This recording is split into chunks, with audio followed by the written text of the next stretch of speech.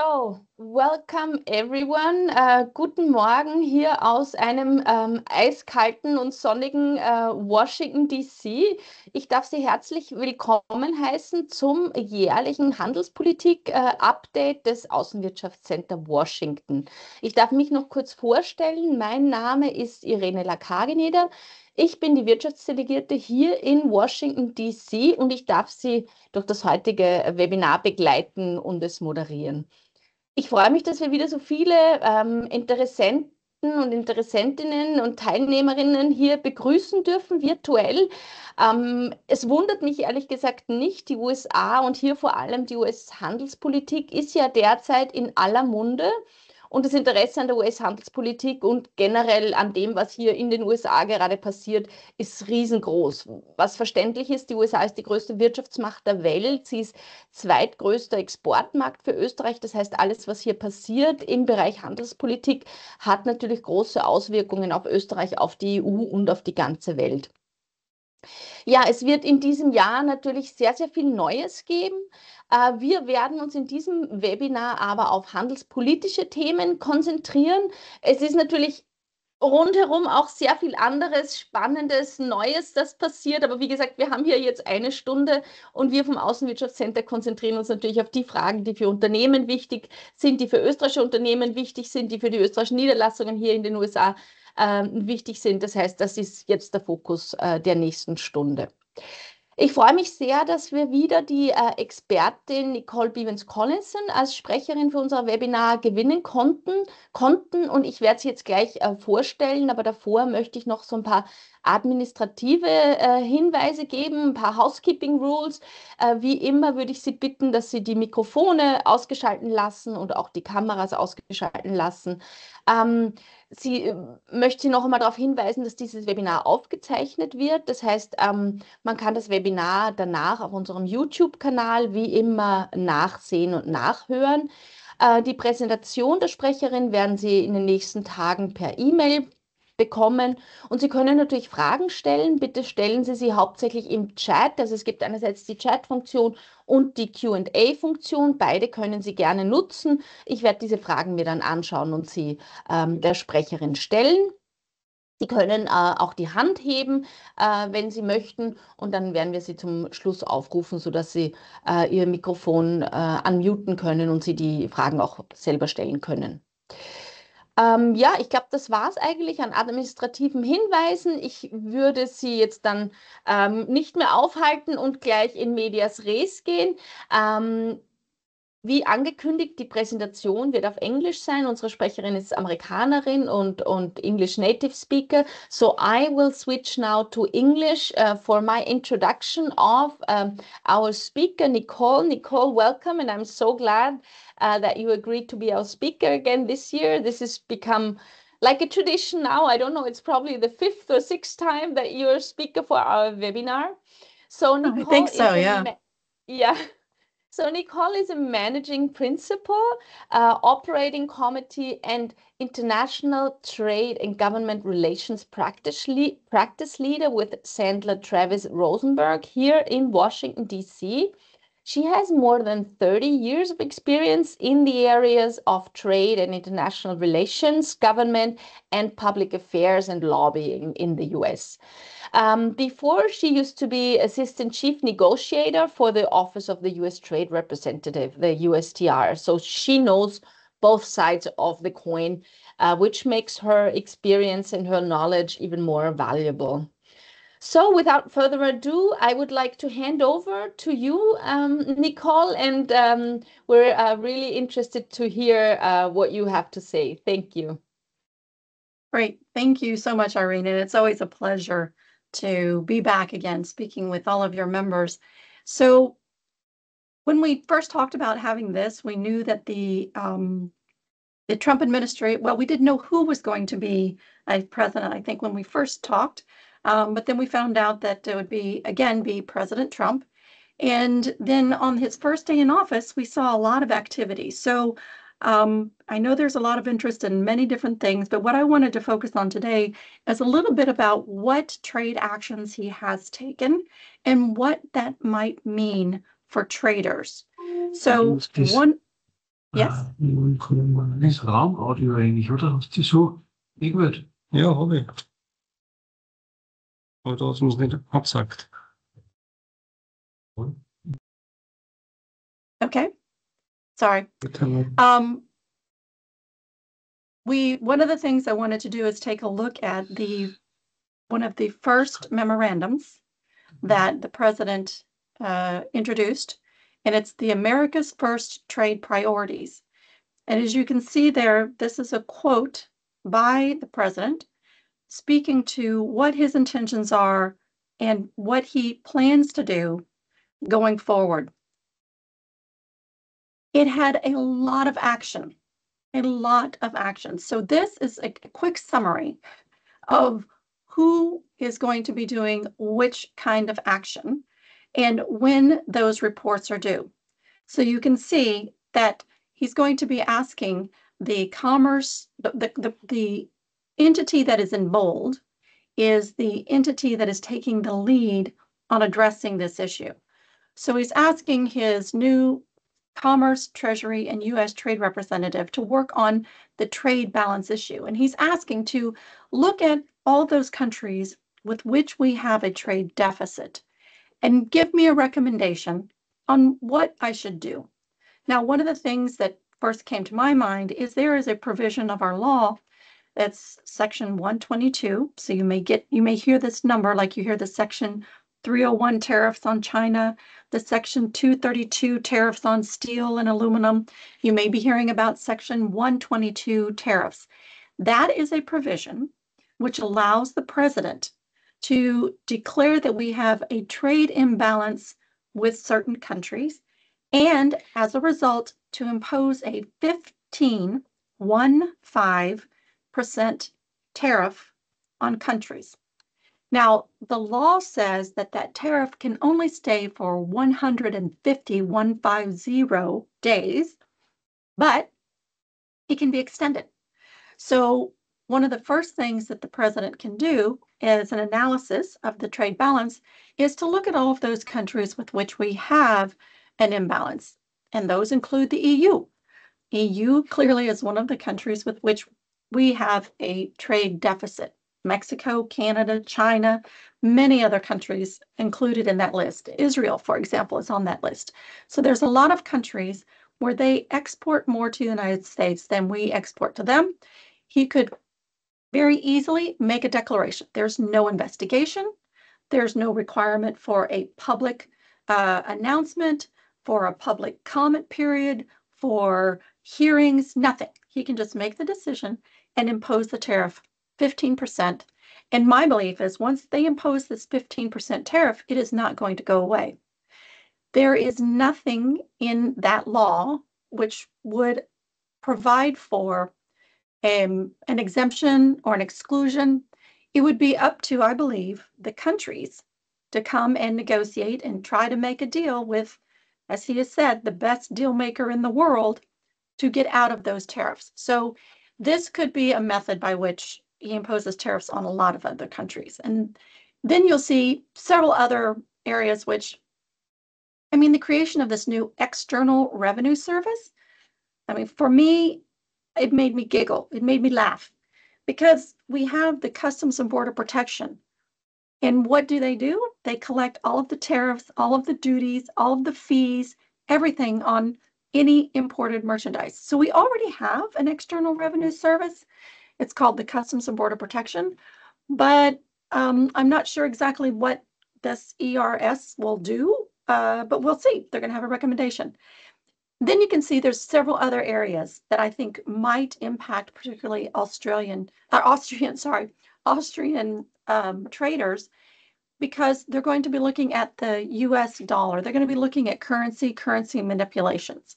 Now, I don't recall, Austria was named a few years ago as a country to watch for currency manipulation, but as part of the EU now, it's really not that big of, it's not an issue. So I don't think we're going to have any problems there.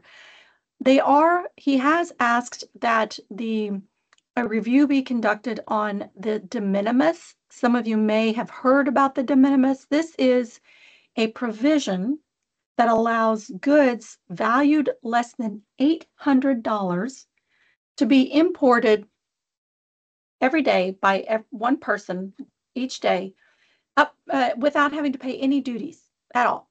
No 301 duties, no 232 duties, no MFN, regular normal duties, nothing. It comes in duty-free. He's asking to make changes to that. The anti-dumping and countervailing duty is he's asked for a review of a methodology that the United States used to use, which the WTO ruled was not legal. He's asking to go back to that methodology to actually increase those margins and any anti-dumping or countervailing duty that he might apply to countries. So that one, I think, is something you need to watch as well. There's a request that a review be done of how other countries treat or tax U.S. entities in the country. The idea is if, for example, there are some taxes being levied in Austria on U.S. companies or U.S. Entities that are exceeding what the United States does for an Austrian company in the United States, then we would reciprocate against the Austrian entities in the United States, equivalent to those taxes or tax rates that are being applied in Austria. So this is something that could impact some of your companies if you are or have an entity in the United States. Of course, he's going after China. For those Austrian companies who are exporting steel and aluminum, one of the things that you may have been able to get have been some exclusions, the Section 232 exclusions. The president has asked that a review be conducted as to how many of those exclusions have been issued, who has gotten them, and whether they should continue to receive them. So if you have been operating and exporting to the United States under one of these exclusions, you need to be aware that those could be at risk. So it's something that we're going to be looking at. I think the only other thing two other things that might impact you is, and I don't think really in a big way, but there is going to be a deeper review of any outbound U.S. investment in countries, given you're an ally of the United States. I don't think it's going to impact investment in Austria of any U.S. entities or companies. I think maybe because you are such a good ally that it might be a preferred location for investment. But then there is the issue of export controls and connected vehicles. So the Biden administration completed right before they left. They had been conducting a review of the interconnectedness of automobiles and automatic driving vehicles. And the end of the review, it's said that there should be very tight restrictions on the components and parts or systems that could be used in these types of vehicles. And so there's one of the other memorandums that the president issued was instructions to every government agency for any rules, regulations, interim rules, proposed rules to be issued by a government agency, that those basically be put on hold for 60 days until Trump's political appointees have time to review them and determine whether or not to go forward. So this is one on the connected vehicles that might have a bit of a pause on it before it goes forward. So I'm not sure what it means, but I do know if you're in the automotive industry, not even, it could be other connected type of vehicles, whether you're using some sort of a system to connect your cell phone to something. Those any types of vehicles, passenger vehicles right now, not trucks, could be subject to some very strict requirements. So it's something to be aware of. I would look at that final rule, and then we just have to watch to see what happens going forward. So this gives you an idea just who's going to be conducting most of these reviews, which is interesting because, as you know, trade has historically been managed by the Office of the U.S. Trade Representative. I used to work at the U.S. Trade Representative, and we always took the lead on negotiations and on trade measures. I also used to work at the Department of Commerce, and there was a very clear line between what the Commerce Department did and what the U.S. Trade Representative did. But as you can see here, there seems to be President Trump putting together more of a triumvirate type of control over trade that includes commerce, USTR, and Treasury. I think that's very important because if you look at those three people who are being appointed to those positions, I would say the Commerce Secretary appointee is Howard Lutnick. He is very bullish on trade. He is a person who wants to put tariffs across the board on everybody immediately. Then if you look at the Treasury Department, Mr. Bassett, he also is from Wall Street, but he's more reasoned. He has more of a, let's be cautious, let's take a look at these things, let's make a decision. So he's a little more cautious. And then if you look at the nominee for the U.S. Trade Representative, Jamison Greer, he served as the chief of staff to former Trump USTR, Bob Lighthizer. So he's done this before. He's been through all of this with President Trump before, but he's also, I would say, neutral. So you've got basically one person on the right side, one person on the left side, and one person in the middle. So it's going to be interesting to see actually what happens. Again, one of the things that they are looking at is this trade balance. And what he has said specifically is he wants an investigation on the causes of our trade balance deficits. Is it goods? Are there any economic or national security implications? And what should we do to address those? As a result, we are expecting that there will be more tariffs. There could be quotas. There could be tariff rate quotas. There could be measures, domestic measures put in place that basically subsidize U.S. industries that might be being harmed by these imbalances.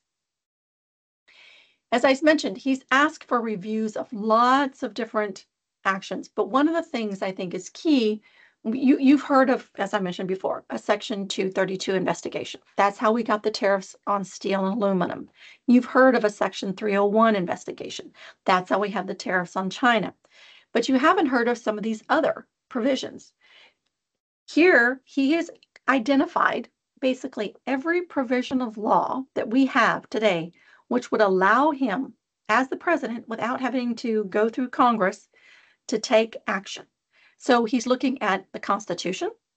He's looking at this provision which allows him to double the normal tariff rate on goods. So if currently your tariff rate is 3.6%, if there's a determination that there is some anti-competitive practices being done, you may have to pay double those tariffs. And if that isn't good enough, another section of that same law will allow the president to ban those specific imports. You see below the 1337. This really has to do with intellectual property. We have seen a lot of intellectual, or we call Section 337 investigations. This is done by the U.S. International Trade Commission, and the ITC will make a determination as to whether or not goods are being imported that might infringe on the patent or the trademark of a U.S. company. So we might see a lot more of these Section 337 investigations. The outcome of these are that the entity or the company that is found to be violating your patents or violating your intellectual property, they're banned from entering the U.S. commerce. So this goes after very specific companies and very specific products. The Section 338 is a provision that is out there which allows, without any investigation, without any review, the president can make a determination that countries are unfairly treating U.S. commerce vis-a-vis the way they treat other countries. So let's say, excuse me, China. China is assessing additional tariffs on the United States, but they're not assessing additional tariffs on Austrian goods. The president could determine that that's unfair. And so he's going to invoke Section 338. That would allow him to impose tariffs up to 50% on that entity. So that one is something that we could see happen.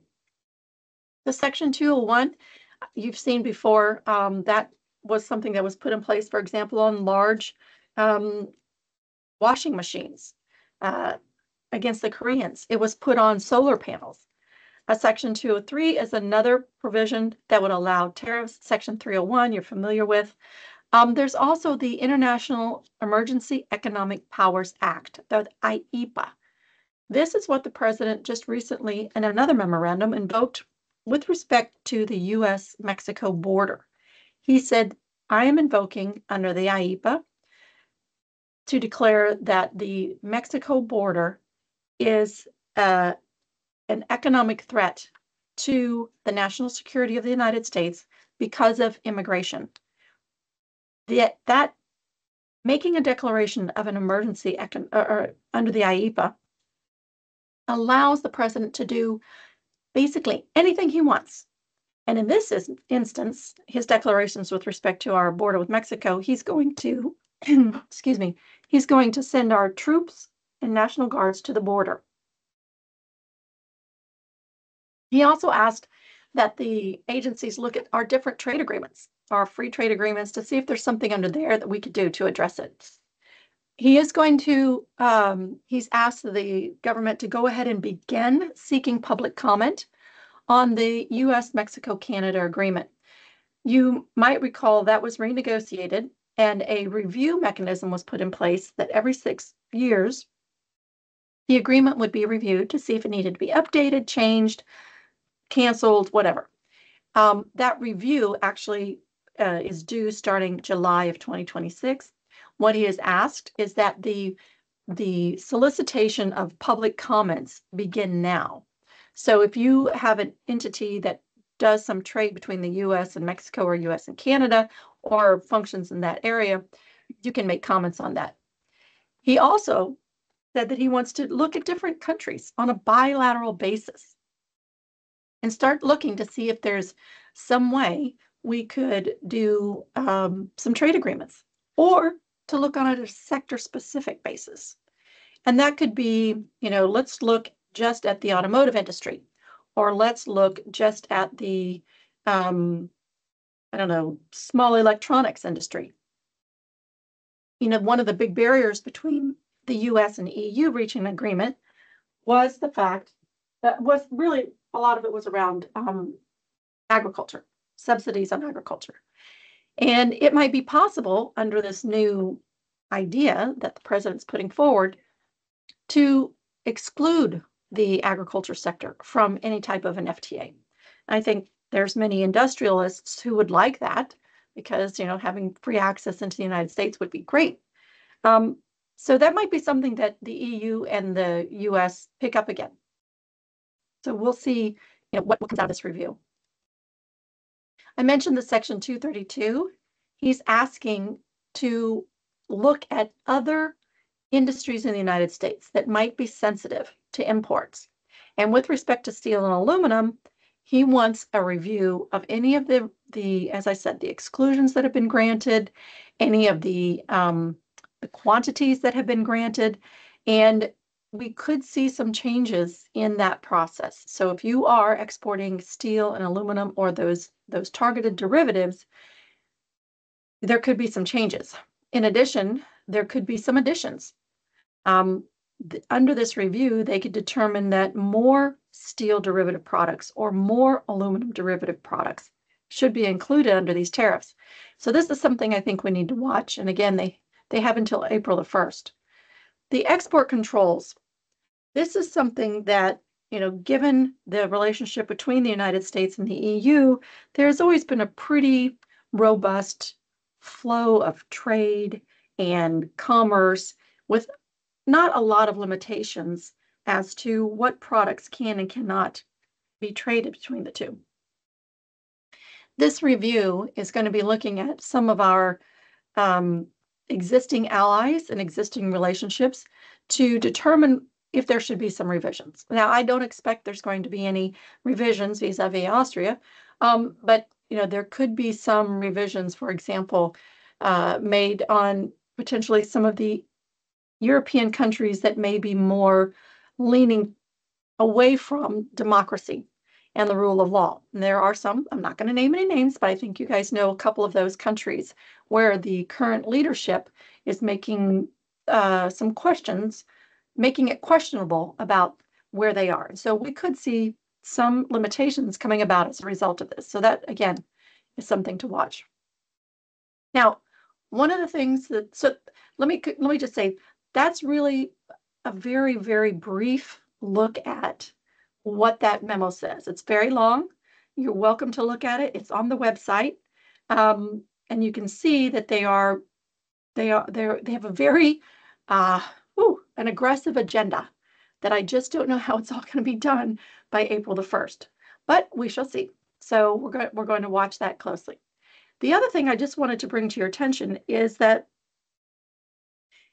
under the Trump administration, there had been some reviews, as you may recall, on the digital services taxes and the way those were being implemented. And there were several countries, Austria, Italy, India, Turkey, and some others, the UK, France, several others, that their DST, their digital services tax structure, was reviewed.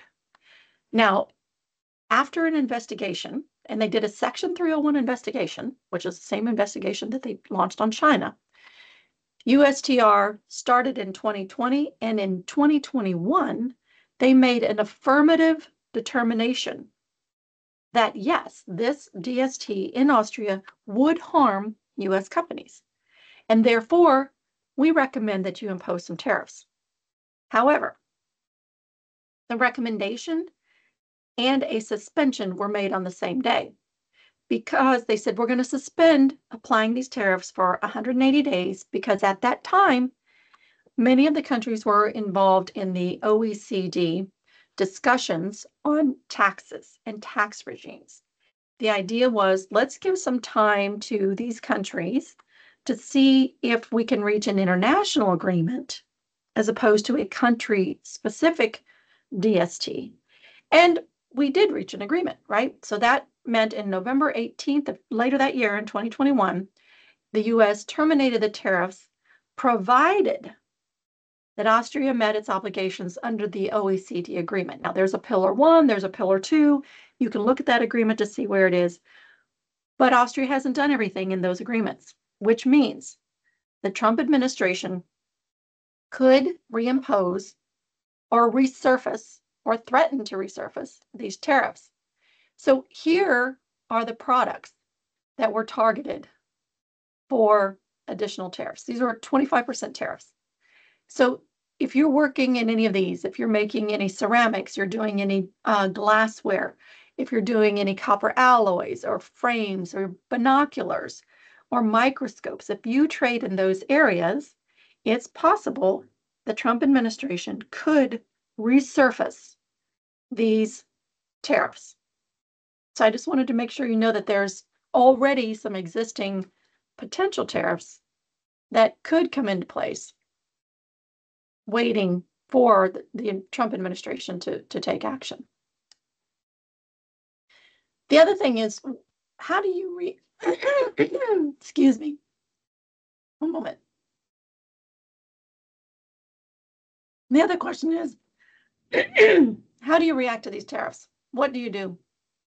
And what we're doing in working with a lot of international companies is there's really three things that you might be able to do. If there is an exclusion process in place, you could seek an exclusion. If there's no exclusion in place, you can try to mitigate the impact of those tariffs. If there is a possibility of getting a refund through examining your classification, looking at existing exclusions, etc., getting a refund of those duties. So for the exclusions, I mentioned that the Trump administration, there's several different mechanisms already in existence that allow the president to take action. None of them have an exclusion process. But recall, the 301 did not have an exclusion process. The 232 did not have an exclusion process. But yet, the Trump administration put exclusion processes in place when they impose those tariffs. So despite the fact that the law does not mandate there be this process, during the first Trump administration, they put it in place to recognize that sometimes U.S. manufacturing relies on these imports and inputs, and so there needs to be some exclusions and recognition. So those were put in place. Will the Trump administration do that again this time? I would like to think yes. I would like to think yes because, as I mentioned, Jamieson Greer, who was the nominee for the U.S. Trade Representative, was the chief of staff to Bob Lighthizer, the former USTR under Trump. And Bob Lighthizer was very, very strong in guiding this exclusion process and ensuring that it was put in place because they recognized the need for some inputs. Same thing with the former Secretary of Commerce, Wilbur Ross. He used to deal in steel. He knew that there needed to be some exclusions for the steel and aluminum industry in order for U.S. companies to be able to go forward. So I like to think that in a Trump 2 administration, we're going to see some exclusions. We don't know what format they're going to take because the way the 301 exclusions that were managed by USTR was a very different methodology than the Commerce managed Section 232 tariffs. So we don't know what it will look like, but we do think that there will be one. I'm not going to say I think there will be. I'm hopeful there will be an exclusion process. For mitigation, many companies have come to realize now, 7 years later, that these tariffs are not going away. You've got to do something to mitigate the impact of those tariffs. You can't, in some instances, if you have luxury items, yes, you can pass on that full tariff expense to your consumer because they're used to paying a lot of money. So, for them, it's fine. But for other companies, the margins are so narrow that you really cannot afford to pass on that full tariff to the customer.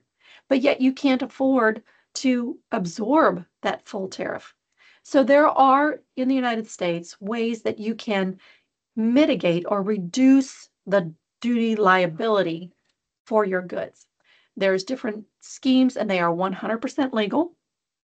One of them is called the first sale doctrine. In fact, one of my founding partners, Mr. Len Rosenberg, is the attorney who fought the U.S. government to win the right to use the first sale transaction as the value for assessing duties when the goods enter the United States. For example, if Irene bought something from someone for $7, and then I bought it from Irene for $10, when I bring it into the United States, I could use the $7 first sale price as opposed to using the $10, which was my sale price.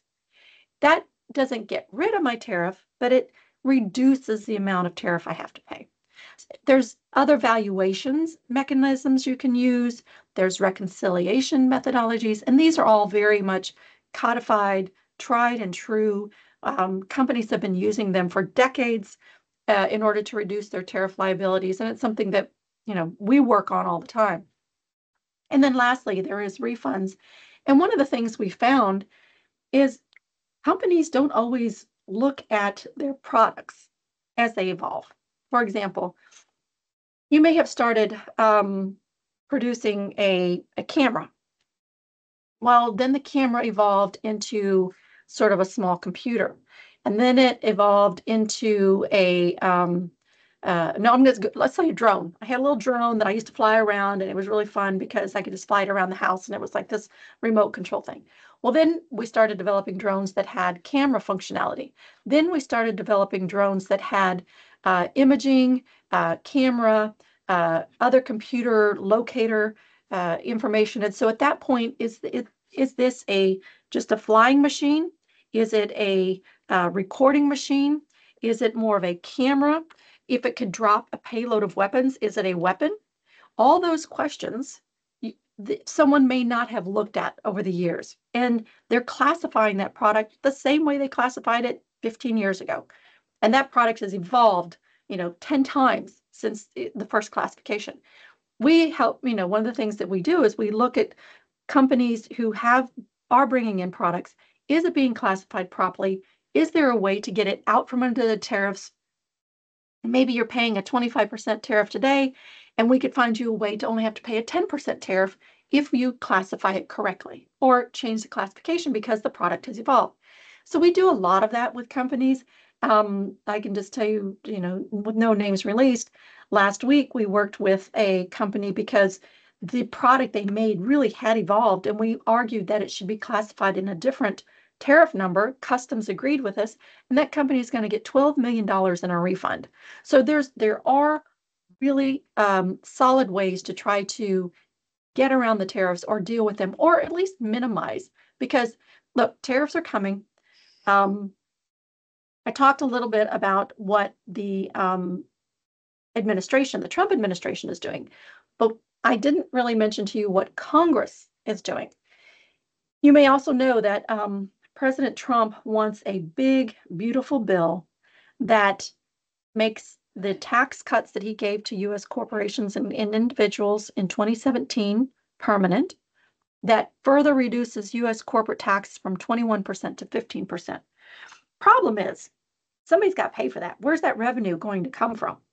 And there are about 38 members of the Republican Party in the House of Representatives who are very adamant that they do not want to pass any kind of a bill that is just writing a blank check to the government. They want to find ways to pay for those. They want to have a balanced budget. I mean, I don't know how you operate your household, but in my house, we have a balanced budget. If I pay for something, if I put it on my credit card, I pay for it at the end of the month so that I have a zero balance again. There are some members of Congress, particularly in the Republican Party, feel very strongly about this, and they've got to find ways to pay for it. So we are seeing, I've been doing this for 38 years, and we are seeing for the first time Congress looking at tariffs as a way to pay for programs. We got a copy of the House committee that has jurisdiction over the taxes, and they have proposed 3 trade measures that might impact sorry, let me go back one. That might impact tariffs. What they have proposed is 1, codifying the Section 301 tariffs that are in place now on China. What that means is those rates will forever be the increased MFN rate plus the additional 25% or 7.5%. Second, they propose a 10% across the board tariff on everybody, on every product. That means you guys. That means everyone. No exclusions, no exemptions, nothing. They would codify. So, today you open up our tariff schedule, and for bringing in a computer, it's duty free. If I bring in a toy, it's duty free. If I bring in a pair of shoes, it's going to be 12%. They're saying everything would be 10% regardless. And once you put that in law, you can't change it unless you change the law. Now, some would argue, well, that's a violation of the U.S. commitment under the World Trade Organization. I think you've seen that the last administration, the Biden administration, and the Trump administration don't really pay a lot of attention to the World Trade Organization anymore as a governing body. So, yeah, somebody could bring a complaint. They could take us to dispute settlement at the WTO, but it isn't going to do any good because we don't care. So they're looking at codifying the 301 tariffs. They're looking at putting a 10% tariff across the board on everybody on everything. And they're looking at a change to our de minimis. I talked about that de minimis provision that allows certain goods to come in duty-free. They're looking at a change to that they think would raise about $4.3 billion in revenue. So it's not only the administration that's looking at tariffs. It is also Congress looking at tariffs. So my message to you is tariffs are there. Very possible they're going to be coming. I don't know how, in what form, but I can tell you we will see more tariffs. Hopefully, it's not going to be on some of our allies. The other thing that we're seeing that is a concern to me is we have codified for decades, I think starting back in the 1950s, 1960s, every country agreed to use the harmonized schedule for classifying their goods so that everything is classified the same way. They also agreed to rules on how you determine what the origin of a product is. Everybody does it. We all play by the same rules. In the United States, we're starting to see some deviation from those rules.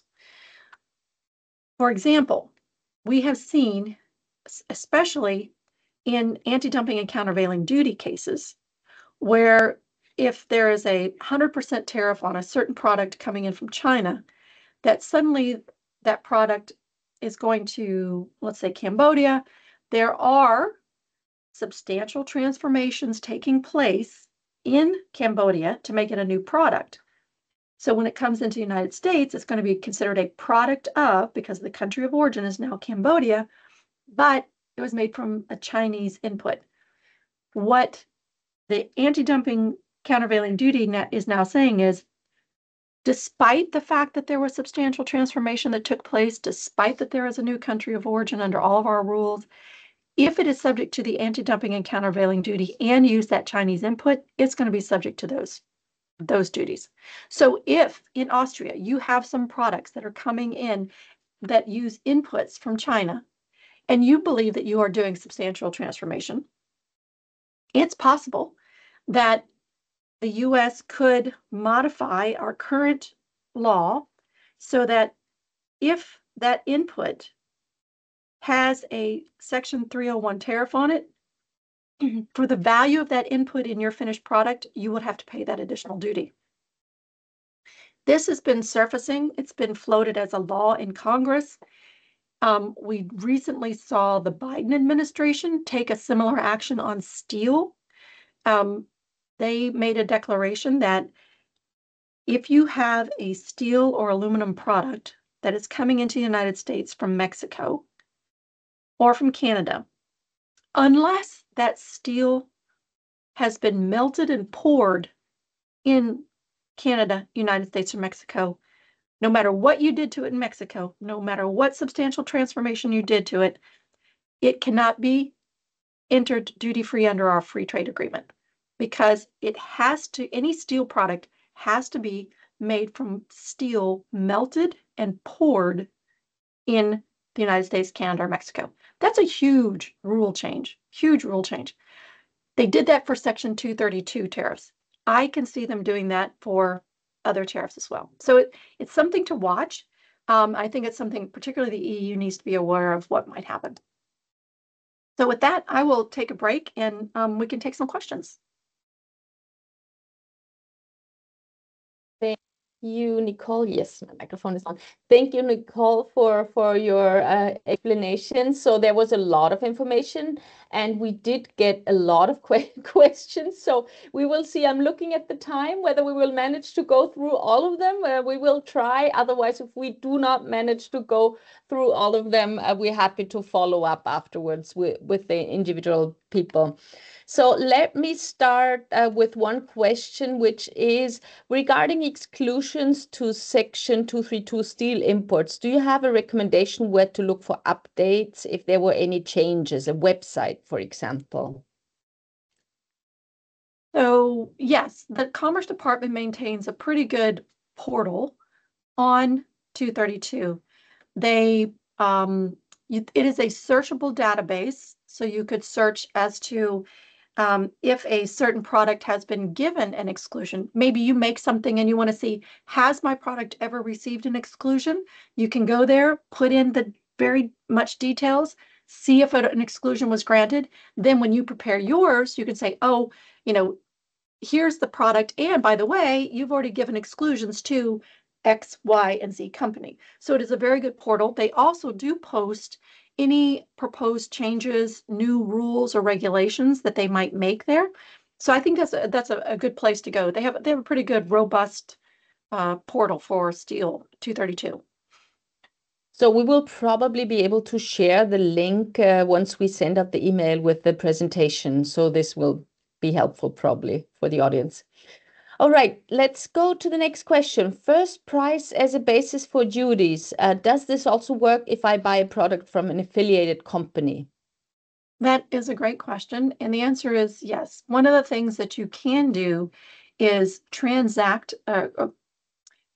ensure that the transaction is done at arm's length. For example, I could, if I'm basically vertically integrated, right? It's an affiliated company, they're part of me, and I'm buying from them, I can transfer some of the general business expenses, maybe marketing, maybe overhead, accounting, other things, and move those out of the cost of what that good is to be produced in my affiliated company. You have to, I mean, you have to do some paperwork. You have to make sure you transact it properly, but absolutely you can create an arm's length transaction with an affiliated company in order to still benefit from this first sale.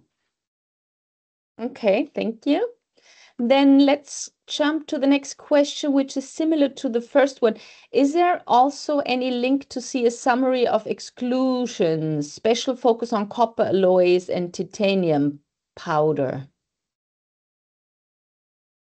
So I guess I'm going to show my ignorance here. Would that be from the 232 tariffs or from the 301 tariffs? Because Yeah. okay, the 232, it's pretty clear where you can see them on this portal, right? That one's very good. For the 301 exclusions, it's horrible to try to figure out what products are excluded. You have to go to the tariff schedule. You have to look in Chapter 98. You have to find a certain footnote. You have to go through those lines. It's really not useful at all. So I would say that one's a little more difficult. Yeah, there's that for 301 exclusions, it's not good. 232 is much better. Okay. All right, then another question about steel. So this should be obviously this is very interesting for the audience. You mentioned products made of steel. Do you also mean machines where approximately 50% of the machine's value consists of stainless steel, or items like spoons and forks that are 100% stainless steel? So right now for the 232 tariffs, there are specific HTS lines that are enumerated that are subject to those tariffs. There are some steel derivatives that are also, and aluminum derivatives. They have like the steel and they name just like it's a piece of steel. But then they also have some derivatives like nails or bumpers that they've enumerated, and they have a specific tariff classification. So if your product is not classified under one of those very specific derivative HTS numbers, harmonized tariff schedule numbers, then you're not going to be subject to those additional tariffs.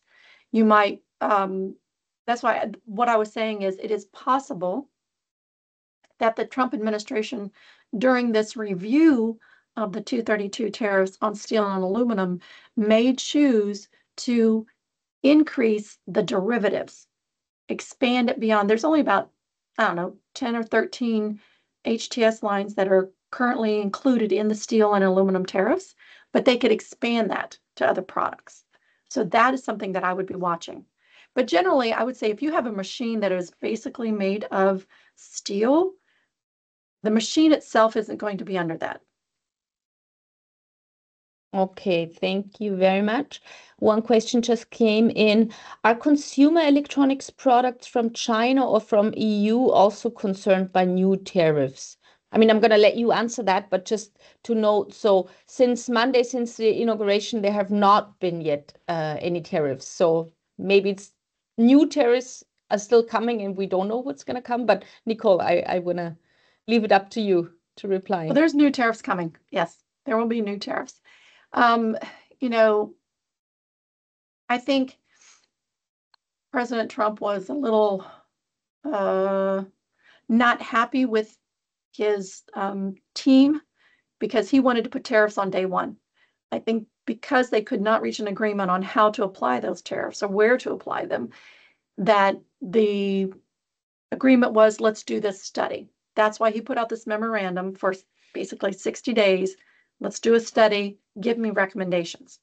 the press, the media, pushed him on, oh, I thought you were going to do day one tariffs. Why didn't you do day one tariffs? And his response was, I think I might do them on Mexico and Canada on February 1st. And then the next day, I think I'll do them on China on February 1st. So, we know tariffs are going to come. They will be on any product. The thing that I think we need to watch, particularly for not just Chinese goods, but for goods coming from the EU, is going to be whether or not Congress enacts a 10% tariff.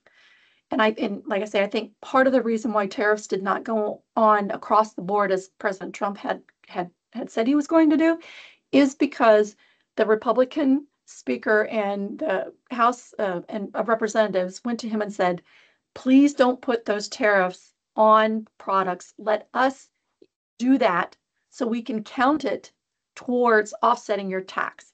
And I think he wants the tax cut so badly that he's willing to not put the tariffs on, let them use the tariffs in legislation to count towards offsetting the cost. So I see the tariffs either coming on across the board 10% on everybody because of Congress, or he might take that action if Congress doesn't do it.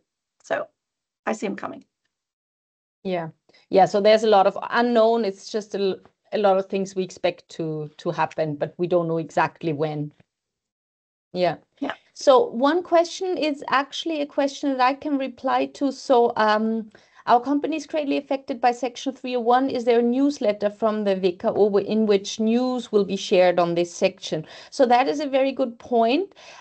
We are happy. I can share the link in the chat. We have a news section on our website, on the wko.at website, where I am happy to share if there are any news like on Section 301 tariffs, etc., or 232. So I will share this link, and I'm happy to also share news whenever something is coming up.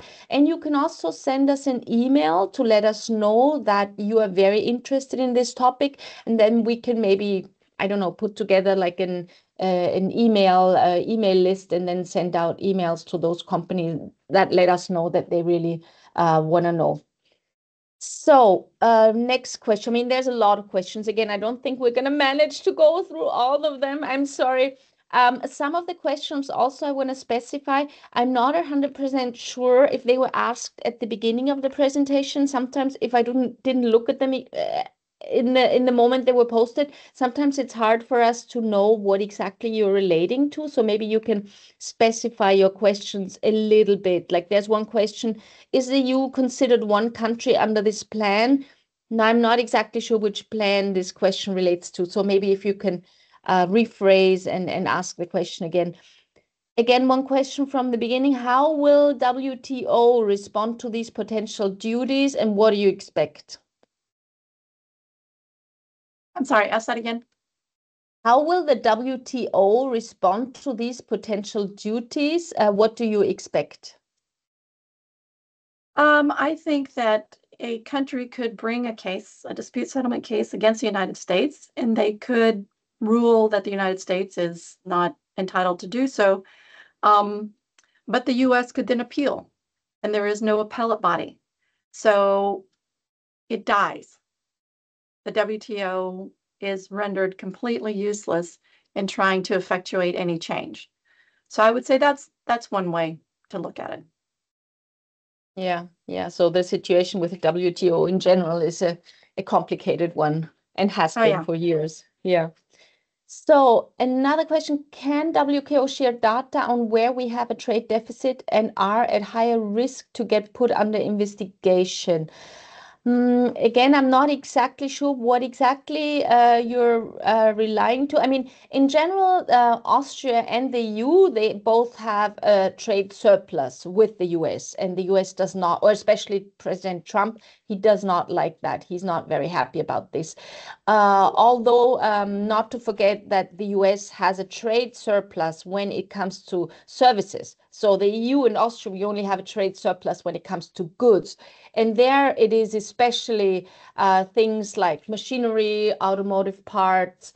Of course, the US has a trade surplus on goods when it comes to like oil, like energy, coal, all things like that. So I'm not sure if that answers the question or what exactly you would like to know.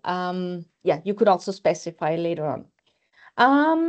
Another question, let's take, this is a little specific, but we are shipping molds to our US subsidiary free of charge and free of rental for a certain production period in the US.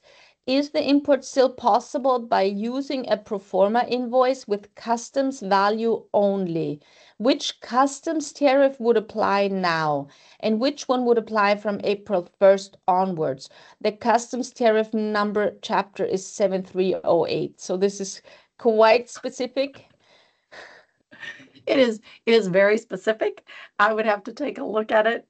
That's one of those things. It's a valuation question, and I have colleagues who've spent their entire career on valuation issues, and so we'd have to take a look at it. With respect to April 1st and additional tariffs, what's important to note is that the April 1st date is when all of these agencies are supposed to report to the president. That's not necessarily the date that we will see additional tariffs. Okay, so we don't know. The other thing is, I mentioned Congress, right? So you've got the administration and you've got Congress. Our budget runs out March the 14th. So April 1st is after March the 14th. What I think could happen is if Congress doesn't increase tariffs in order to offset all of the things that they want to continue running the government with, by increasing the tariffs 10% across the board, codifying China, etc., then I think April 1st, the recommendations are going to be to put those tariffs on. Now, in some of the different types of, I had that list, that slide that had the list of the different trade provisions that needed to be used and reviewed. Some of them require public notice. Some of them require an investigation. Some of them do not. So we could see a combination where sometime April, May, there's investigations that are launched, there's public comment that's available, or we could just see the president using some of these other mechanisms like the Section 122 or the 338 or the IEPA that allow him to just take action immediately. Those we could see maybe mid-April. For the tariff to go into place, you have to change our internal systems, right? Because a good arrives at a port and you want to enter in the information to make your entry. Our customs have to modify the computer programming to accept the additional tariffs or to impose the additional tariffs. That at a minimum takes 15 days. So we can expect that if the president announces some new tariffs, there should be at least a 15-day grace period, so you know what's going on. For some companies, that's great because they have small products. They can suddenly, instead of shipping them by boat, put them on an airplane, get them in before the tariffs go in place. Some products you can't do that. Some they're just not ready to ship, or they're too big to put on an airplane. It's going to cost too much. You might as well just pay the duty. So, companies are going to have to kind of evaluate how that happens. But I would say mid-April, May is when we might be seeing some of these tariffs, unless Congress passes something that puts those in place earlier. Okay, it's 11 o'clock, but maybe let's take, if you still have time, two questions, two last ones, and then we'll call it a day. So one Yes. was, to what extent are medical devices affected by these new rules? So right now, medical devices are not excluded. There were some medical devices and personal protective equipment that were excluded under the China 301. Most of those exclusions expire at the end of May. We are not anticipating that many of them will be extended. We do think that one of the areas that the Trump administration and even the Biden administration and Congress have focused on is creating supply chain resiliency is in medical devices, is in pharmaceuticals. And so I do not anticipate that medical devices would be excluded from any of these types of tariffs. Now, there could be arguments made, for example, if I produce let's say a blood pressure pump in the United States and I use inputs from Austria for certain components, maybe control board or something comes from there, or something else that maybe I would, if there is an exclusion process, I might be able to get those inputs excluded. But I don't think finished medical devices, I just don't see it unless there's an absolute emergency and we need them. Yeah, and last question, I'm asking this because this is a very broad one, and I know that other companies have asked this as well. Will US companies manufacturing in Austria or the EU have to pay tariffs on their products as well? Will Austrian companies, US companies manufacturing in Austria or the EU have to pay tariffs on their products as well? absolutely. Yes. Yeah. It doesn't matter if the good is origin anything other than the US and it's imported, the tariffs will apply. This would be the same the other way around if you're an Austrian company manufacturing with the US subsidiary and going the other way around. It really doesn't matter who owns you, who owns the company. Yeah, yeah. All right, well, it's already 11:03, so let's bring this to an end. Again, we will also share, because I'll share it in the chat right now as well, but also in our email, the link to the America First trade policy document that the new US administration published on Monday evening after the inauguration. So whoever is really interested can read the full document. I'll share the link on this in the chat. Thank you so much, Nicole, once again for being our speaker. It was really interesting. Thank you to the audience. And I wish everyone who is in Austria a great rest of your day and a good start into the day to all the people listening in from the US. All the best and thank you.